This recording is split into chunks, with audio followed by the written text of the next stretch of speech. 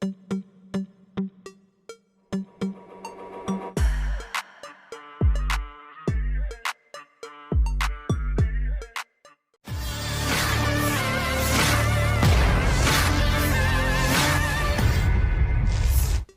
FPV Angkatan Bersenjata Rusia terus menghancurkan peralatan musuh dengan drone kamikaze presisi tinggi BT-40. Rekamannya ramai beredar di media sosial Telegram pada Rabu 14 Februari 2024. Dalam rekaman tersebut memperlihatkan momen penghancuran benteng, kendaraan militer, dan personel Angkatan Bersenjata Ukraina.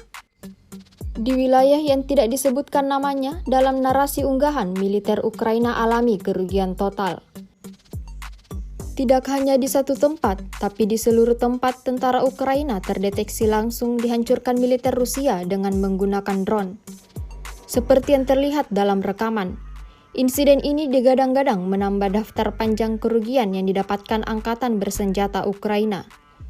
Video ini viral dan menuai beragam komentar dari warganet.